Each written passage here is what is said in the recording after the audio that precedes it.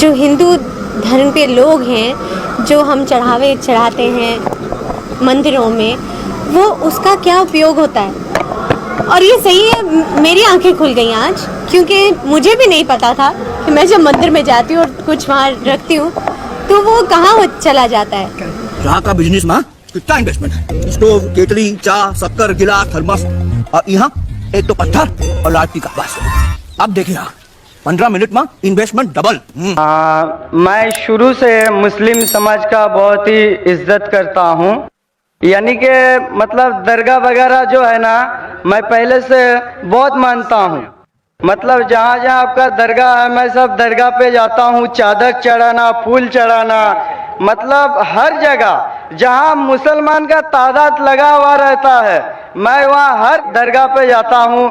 यानी कि दरगाह का जो लाल धागा रहता है वो भी मैं हाथ में बहुत बांधा हूँ, पहले गले में भी लटकाया हूँ। फिर बाद में क्या हुआ, मेरे को एक कलकत्ता का मुअज्जिम हुसैन नाम का एक लड़का मिला, जिन्होंने मुझे कहा कि जब पहले तुम मिट्टी का बना हुआ, पत्थर का बना हुआ बूतों का जैसे पूजा करते थे, वो जैसे शिर्क था, तो ये जो दरगाह जाना, चादर चढ़ाना, हाथ में लाल धागा बांधना, गले में लटकाना, ये भी शिर्क है।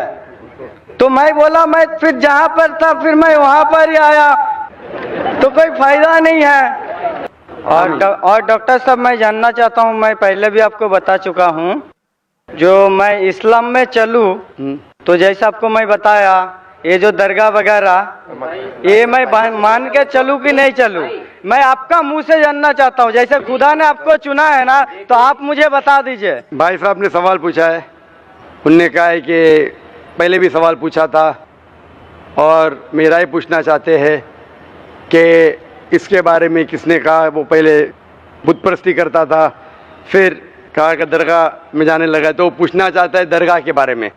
मैंने कुरान मजीद पढ़ा हूँ, कुरान मजीद में मुझे कोई भी आयत नहीं मिली जिसमें लिखा है धागा बांधना चाहिए। कुरान मजीद में कई भी आयत नहीं जिसमें लिखा है दरगाह जाना चाहिए। लेकिन अल्लाह के रसूल ने कहा है कि आप कब्र पे जाओ, कब्र पे जाएंगे तो आपको आखिरत का एहसास होगा कि आप आखिरत में कहाँ होंगे। इसीलिए कब्र पे जाना अच्छी बात है। आप उस शख्स के लिए दुआ कर सकते हैं, you can pray for him but you can not pray to him और थ्रू हिम। आप जब किसी के कब्र पे जाते हैं तो कब्र पे जाके उसके लिए दुआ कर सकते हैं, उसको या उसके जरिए नहीं कर सकते। मैं अपने होश और आवाज से इस्लाम को कबूल करता हूँ।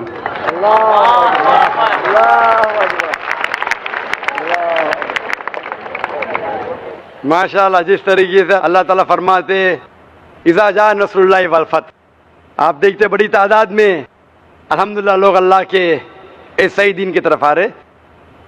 भाई साहब, आप मानते हैं कि अल्लाह एक है? हाँ। आप मानते हैं कि अल्लाह एक है? हाँ, एक है। आप मानते हैं कि बुत परस्ती गलत है? गलत है। आप मानते हैं कि मोहम्मद सल्लल्लाहु अलैहि वसल्लम आखिरी पैगंबर है? हाँ, यस।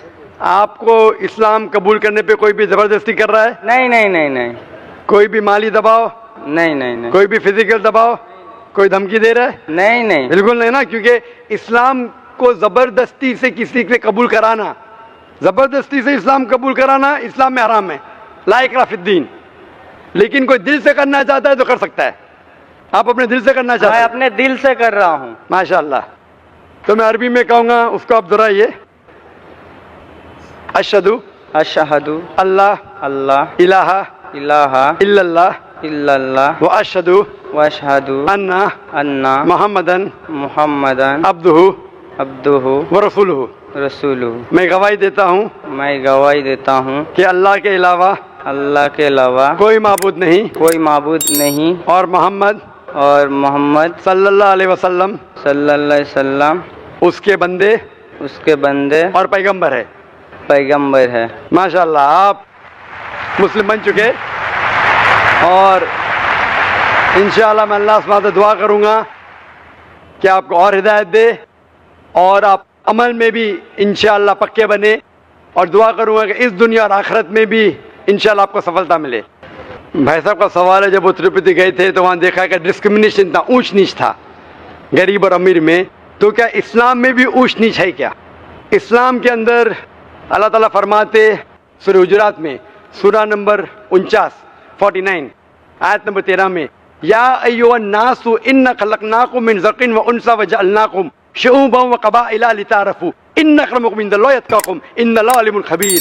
ए इंसानों, हमने तुम्हें एक मर्द और औरत के जोड़े से बनाया है और आपको कबीले और बरादरी में बांटा है ताकि आप एक दूसरों को पहचान सको, ना कि आप एक दूसरों से नफरत करो।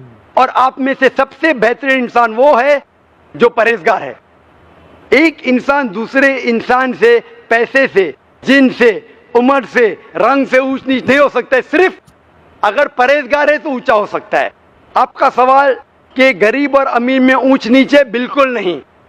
अमीर इंसान गरीब से बेहतर नहीं, गरीब इंसान अमीर से बेहतर नहीं। लेकिन अल्लाह के रसूल ने यह कहा कि गरीब इंसान को जन्नत में जाना और आसान है, क्योंकि उसके ट्रायल्स जो है, टेस्ट है, वो टेस्ट में और आसानी से सफलता पाएगा। जो अमीर इंसान है, जो ऐशो आराम करता है, उसे देने पड़ेगा ज़कात, उसे देने पड़ेगा दान, जो अक्सर लोग नहीं देते। इसीलिए गरीब इंसान को जन्नत में जाना और आसान है बनिस्बत अमीर इंसान से, अगर देखे जाए।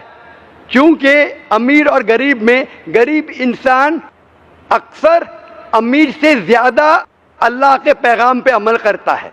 लेकिन कुल्ली तौर पे कोई इंसान एक दूसरे इंसान से ऊंचा नहीं है, रंग के बुनियाद पे, माल के बुनियाद पे, उम्र के बुनियाद पे, जिन्स के बुनियाद पे। सिर्फ एक ही बुनियाद पे ऊंचा हो सकता है, वो है तकवा, वो है परहेजगारी, वो है ईमान। जो आदमी के पास ईमान है और परहेजगार है, वो ही अल्लाह के नजदीक ऊंचा है। ये माइक नंबर 1 से।